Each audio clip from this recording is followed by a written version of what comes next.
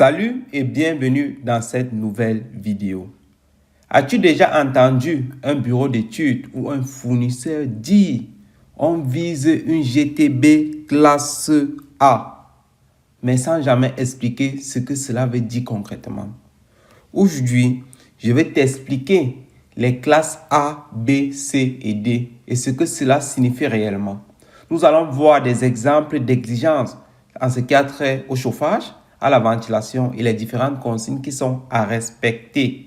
Au troisième point, nous allons comprendre pourquoi la classe A impose un vrai management énergétique. Sans toutefois tarder, let's go!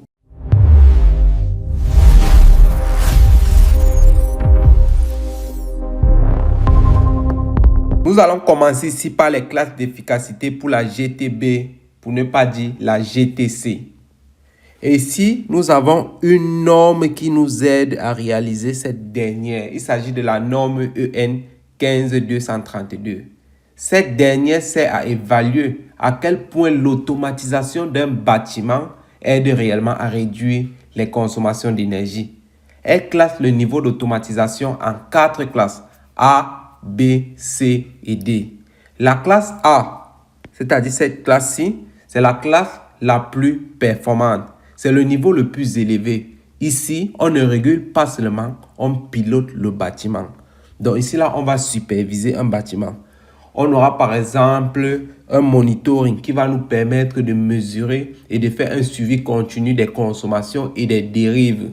Et au dernier point, on aura le management énergétique qui va nous aider à analyser, à comparer et d'optimiser en fin de compte. Après la classe A, nous allons passer maintenant à la classe B. C'est la classe avancée.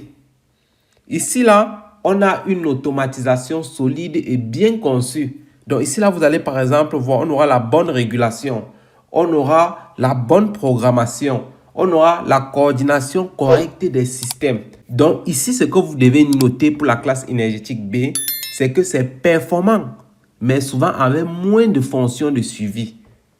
La classe A, nous avons vu qu'elle a une optimisation continue et B n'a pas cette optimisation continue. C'est ce qui différencie A de B. Maintenant, nous allons passer à la classe énergétique C. C'est la classe standard.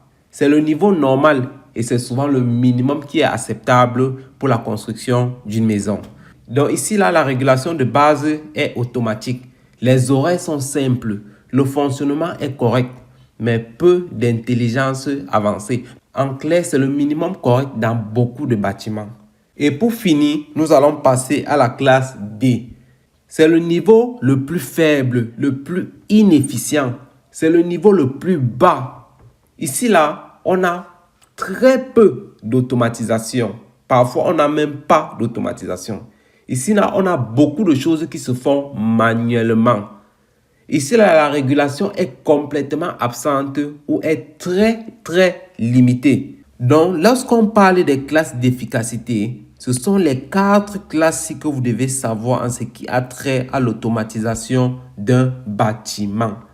Et on ne choisit pas ces classes parce que ça sonne bien. On ne choisit pas une classe parce que ça sonne bien. On choisit une classe en fonction du résultat qu'on aimerait atteindre, en fonction de ce que nous aimerons faire dans ce bâtiment, dans cette pièce. Donc, ce que vous pouvez retenir ici, c'est quoi? C'est que nous avons 4 classes A, B, C et D. Le A, c'est la classe la plus élevée. Le B, c'est la classe avancée. La classe C, c'est la classe standard. Et la classe D, c'est celle de la régulation inefficiente. Les 2 classes qui sont éligibles au certificat d'économie d'énergie, il s'agit de la classe A et de la classe B. Maintenant, nous allons voir des exemples concrets d'exigences en ce qui a trait avec le chauffage, en ce qui a trait avec la ventilation et en ce qui a trait avec la température. Nous allons commencer par le chauffage, c'est-à-dire la régulation du transfert de chauffage. Cette image montre comment le niveau de régulation du chauffage détermine la classe d'efficacité énergétique du bâtiment.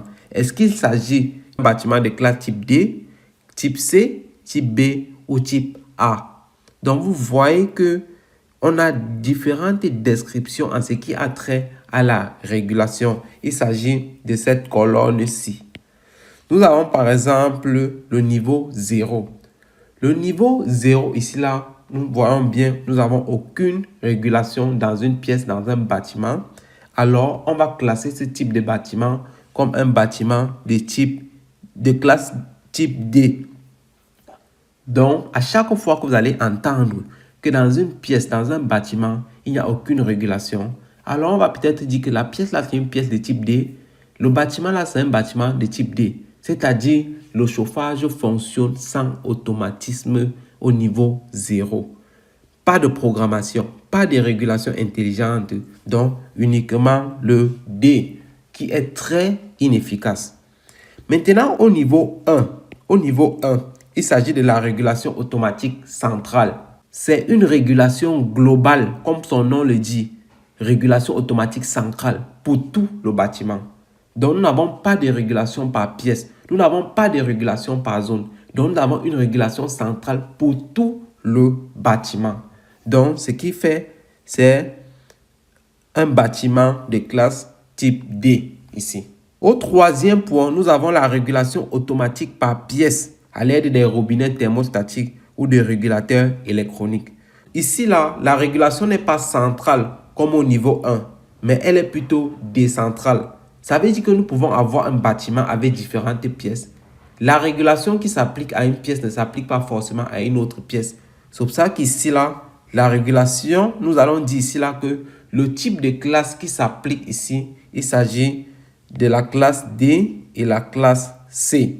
Au niveau 3, les régulations par pièce communiquent entre elles et avec la GTB, pour ne pas dire la GTC.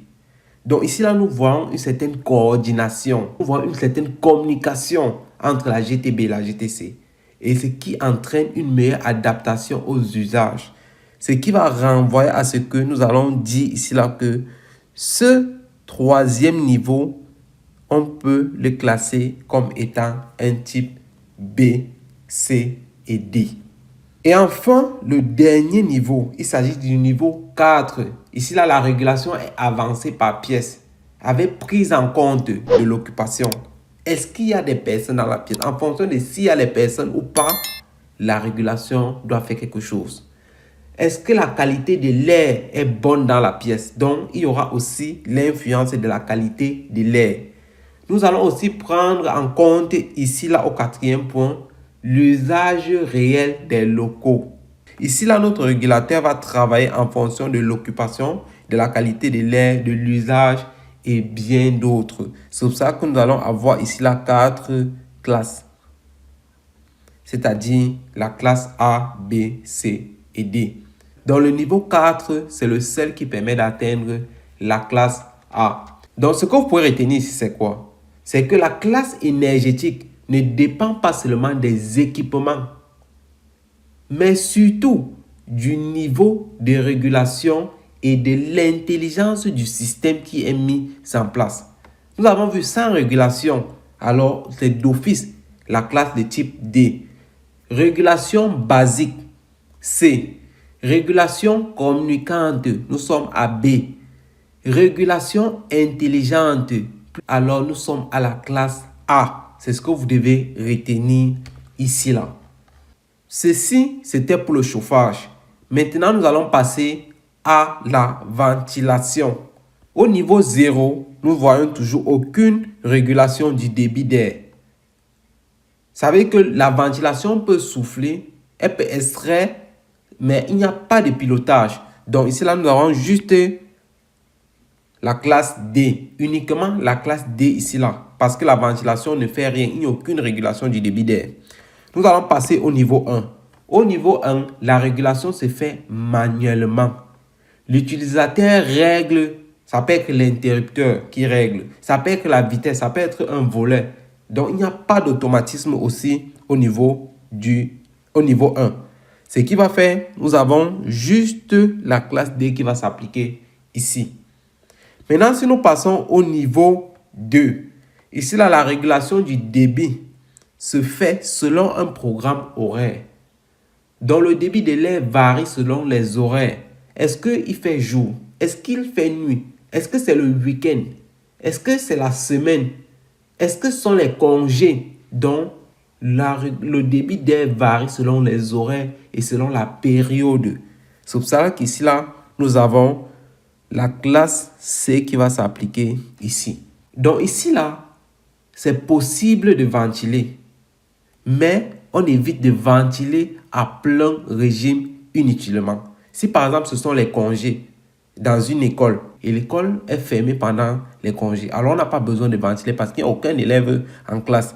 Donc ici, là, la ventilation est possible, sauf qu'elle n'est pas faite à plein temps. C'est pour ça que nous recouvrons à la classe énergétique C. Maintenant, nous allons passer au niveau 3. Ici, là, la régulation du débit se fait en fonction de la présence. Donc, le débit d'air s'adapte à l'occupation. Est-ce qu'il y a une personne dans la salle? Donc, ça peut être un détecteur de présence. Ça peut être un badge. Donc, en fonction de s'il y a une personne ou pas, ou s'il y a des personnes ou pas, alors la ventilation, la régulation va fonctionner, va faire tourner. Donc, ici, là, nous allons prendre la classe B. On choisit B ici, là, parce que il est possible de ventiler en fonction de s'il y a une personne ou pas. Tout à l'heure, nous avons vu à l'école, on pouvait peut-être ventiler. Au niveau 2, nous avons vu que si nous sommes à l'école et c'est la pause, il n'y a peut-être personne dans la salle, tous les élèves sont dit, oh, ils font une pause peut-être de 30 minutes ou de 1 heure. Mais vu qu'on a vu que la ventilation devait peut-être fonctionner de 6 à 22 heures, elle doit continuer à tourner. Et nous ne voulons pas qu'elle tourne s'il n'y a pas des gens dans une pièce.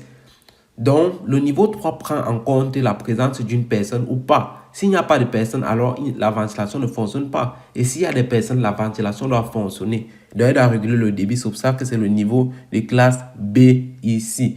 Maintenant, nous prenons le dernier niveau. Il s'agit de la régulation selon les besoins. Le débit d'air s'adapte à une mesure. Donc, elle va par exemple mesurer le CO2.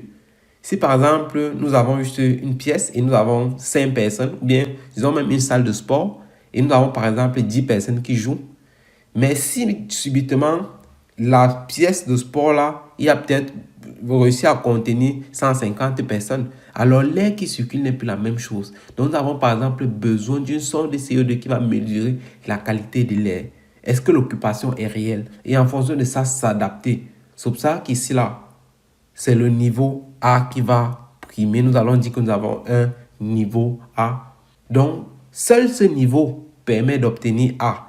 Le niveau où on prend en compte le CO2, la qualité de l'air, l'occupation. Car c'est la régulation la plus performante. On ventile juste ce qu'il faut. Il y a peu de personnes, on ventile juste un peu. Il y a plusieurs personnes, on ventile beaucoup. Donc, ici, là, vous pouvez comprendre, vous pouvez noter ceci. Plus on monte en niveau, ou du moins ici, là, plus on descend en niveau, c'est-à-dire du niveau 0 à 4, plus la ventilation passe de toujours pareil à piloté par horaire, à piloté par présence, à piloté par besoin. Donc, plus le niveau monte, plus on peut viser une classe énergétique élevée, allant jusqu'à A. Maintenant, nous allons prendre le cas de la température de départ.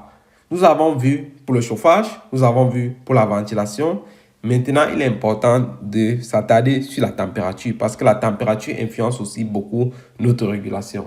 Cette image que vous voyez montre comment la régulation de la température de départ influence la classe d'efficacité. Au niveau 0, comme toujours, nous n'avons aucune régulation. La température de départ n'est pas pilotée. Ça veut dire que le générateur envoie de l'eau comme il peut, comme il veut, ou comme on l'a réglé une fois, sans adaptation aux conditions réelles. Ce qui entraîne souvent beaucoup de risques. Ça, il risque de surchauffer. Il y a des pertes. C'est pour ça que nous avons ici là une classe de type D ici.